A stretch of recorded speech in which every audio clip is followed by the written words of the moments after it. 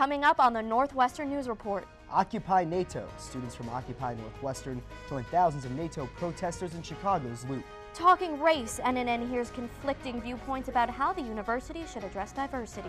And in tonight's Community Spotlight, a circus team takes a new approach to building self-esteem in Chicago's refugee children. All those stories and more coming up next on the Northwestern News Report.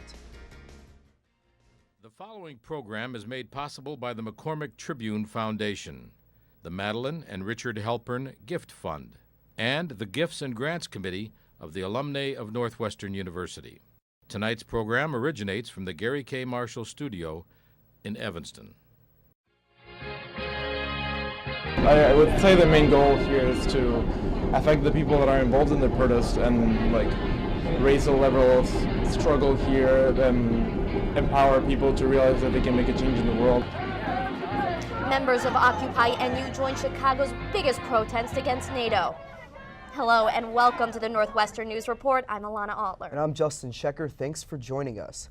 Chicago is now the first U.S. city outside of Washington, D.C. to host a NATO summit. It ended Monday after 2 days of negotiations among top world leaders. Withdrawing NATO troops from Afghanistan was the main focus of the summit. The agreed-upon NATO-Afghan transition plan calls for U.S.-led military forces to leave by the end of 2014.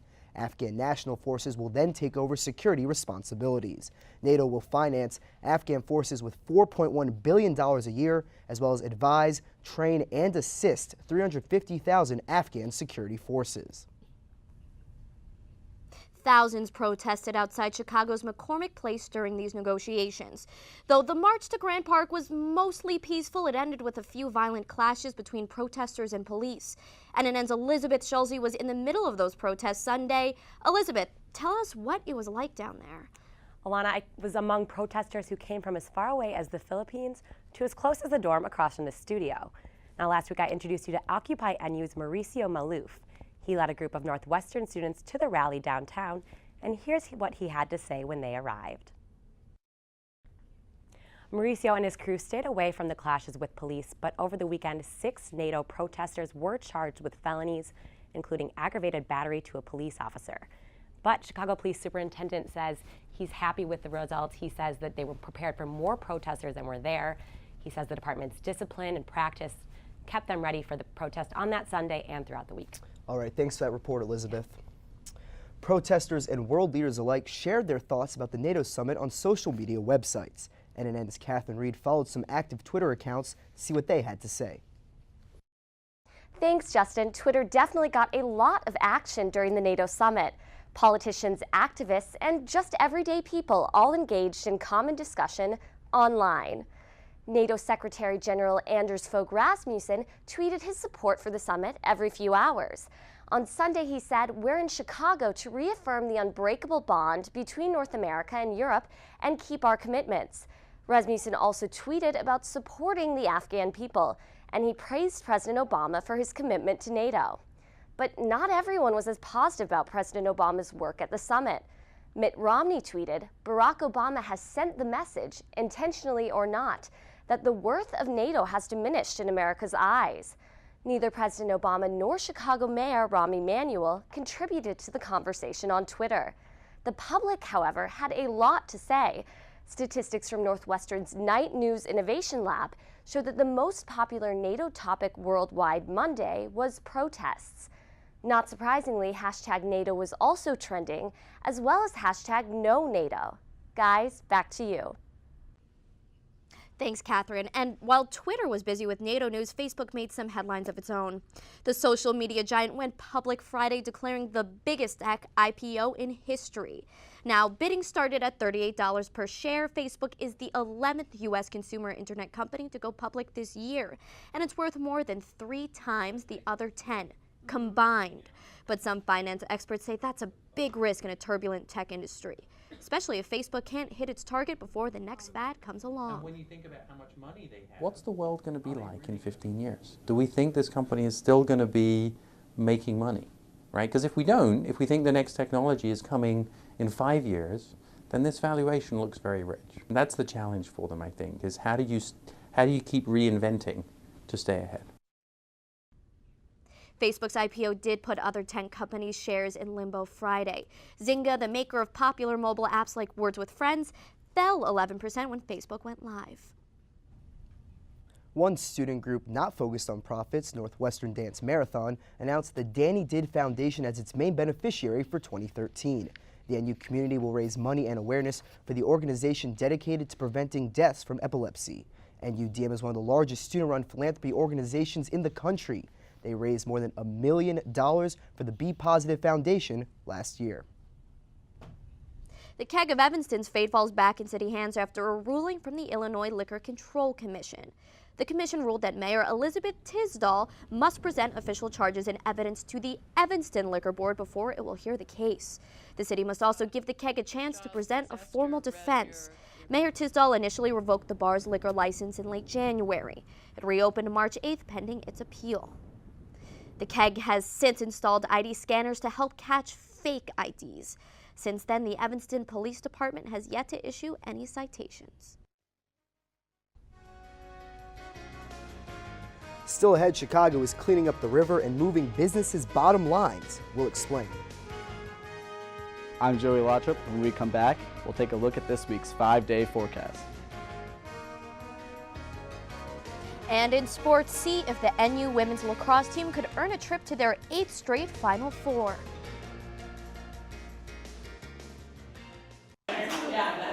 As a kid, Cummings Rourke lived for late-night hockey games. I'd get hopped up on Mountain Dew just to stay up till like 10:30 at night just to watch the local team play. But when she got to college, Rourke decided to step off the sidelines and become more than just a spectator. I saw a poster that said women's ice hockey, and I thought about it for a second, and I said, yes, that's exactly what I want to do. I want to get involved in a sport that will like get me out of my dorm every week and get active. Rourke had limited experience, but she became a committed member of Northwestern University's women's ice hockey club team, and she stepped up as a leader to save the team after only her first season. They sent an email over the listserv saying, hey, we need somebody to step up and be the president of the team, otherwise there will not be a team anymore. Rourke said she would lead the team as long as she had a co-president. This year, that role belongs to Emily Smith. Unlike Rourke, Smith joined the team with years of hockey experience. Well, I've been playing hockey since I was like 10 years old, so when I came to Northwestern, I saw there was a club team and knew I wanted to keep playing. Smith had one option as a student hockey player at Northwestern. She could only join the club team because the university does not have a varsity-level ice hockey program. The university has picked 19 sports that they want to fully support, and probably made those decisions on all sorts of reasons. But no such reasons exist for ice hockey. When asked to comment on plans to bring a varsity team to Northwestern, athletic department officials didn't even think it was worth an interview. They instead sent an email, writing, "These are really short and simple answers, to be honest. There are no current discussions of having varsity women's and men's ice hockey teams." And the absence of a varsity program leaves Northwestern's women's club team filled with players of varying skill levels. So not only do we get girls who are interested saying, hey, I really want to play, I've been playing for like my whole life, but we also get girls saying, hey, I'm not really sure if you do this, but I've always wanted to learn. But with limited access to ice rinks for practice, it's hard for inexperienced players to improve. My sense is they don't have enough practice time, and they could use some more skilled practice time with a coach. Securing ice time is a major problem for the women's team, and members say Northwestern's administration is not always helpful. The university plans to construct a $220 million recreation facility, but there are no plans to include a rink, something that frustrates Rourke. A 1-hour practice is really like a 4-hour ordeal to just include transport time, pickup time. I mean, it would be so much easier if we had a rink on campus. The club team tried to get rink time at the Robert Crown Center in Evanston, but it's not a realistic option. Robert Crown's a lot more expensive, so we have to practice out here in Niles because we cannot afford to play in Evanston. Players pay $275 each quarter to be a part of the team. Last year, the university gave $4,000 to fund the team. But members raised an additional $500 to keep fees down and increase their total budget. However, a decrease in university funding forced the team to keep its annual budget the same. It had to do with their point classification, which awards them points for attending meetings, turning in paperwork, and takes away points for people that miss meetings and turn stuff away. And so they actually had less points, which then would tell the sport club council that they didn't warrant getting as much money. Maybe I missed a quarter form there, but I would be surprised that by not turning in one form, the team got docked $500. I can't really make that one out. With this limited budget, the team can't afford the $310 Robert Crown charges for an hour of ice time. So they were forced to look for a cheaper rink farther away. Their search led them to Iceland Skate Complex in Niles, which offered a lower rate. Non-prime, which is after 10 p.m., goes for $200 an hour, so we try and keep it as cheap as we can for the team. $9.50, I'll give them a 10-minute slide, and they can get it for the cheaper price. Iceland manager Marty Stankiewicz not only gave the women a special deal, but he also took on a special role within the team. Sometimes they'd have someone fill in. I offered this summer if they needed help to volunteer and help them out so they could establish themselves. Marty is great. He's been a great addition to the team. There's something to be said for somebody who can take a skill and then teach it to another person. The move to Niles got the team a coach, but it also makes it difficult for them to establish a fan base. With late night games 25 minutes away from campus, the stands stay empty. I was keeping score and I looked across to the other side of the rink and there were 4 people who were watching, so I was really surprised. Rourke does whatever she can to persuade the university to spend money to get students to the games. Every once in a while you get those emails that say, your $5,000 idea, share it here, and that's where I have my little blurb. It's nearly impossible for students to come watch us play. It's just so out of their reach.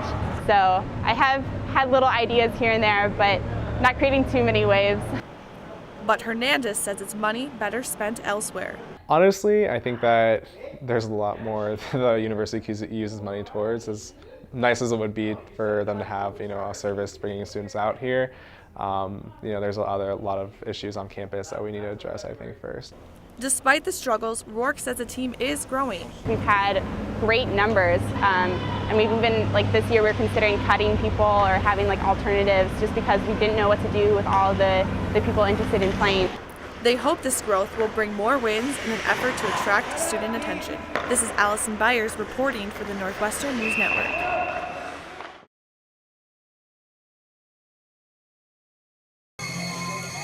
Caffeine. Almost every Northwestern student has it on a daily basis. If anything, I drink 1 cup of coffee per day, but I'm trying not to. I drink it probably 2 or 3 times a day. Final season means more late-night studying, so students flock here to Norbucks, the on-campus Starbucks, to get their daily caffeine fix. Caffeine is one of the most psychoactive drugs in the world, but that doesn't stop some students from coming here multiple times a day. I have one favorite student. She comes maybe 3 times a day. Student Alex Onsager doesn't just like coffee, he needs it. I'm certainly addicted to caffeine and coffee in particular. Some people say I can't live without it. Sometimes I think it's just a mind thing, but people are addicted to it. But some students have cut back on caffeine after previous addiction to it. Last year I used to drink like 1 to 2 cups a day actually, and by the end of the year my eyes would twitch. So I couldn't really handle it, which is it's embarrassing. Withdrawal symptoms like this are common in caffeine addicts. Other symptoms include headaches, irritability, and sleepiness. But coffee habits like these aren't just seen during finals week. Norbucks is busy year-round. The difference between when it's finals week, it's more busy in the afternoon because I guess more people are staying up late and they're sleeping late to study more in the afternoon, but it's still about the same amount of business. So until students find another way to stay up late, caffeine will stay popular. This is Allison Byers reporting from the Northwestern News Network.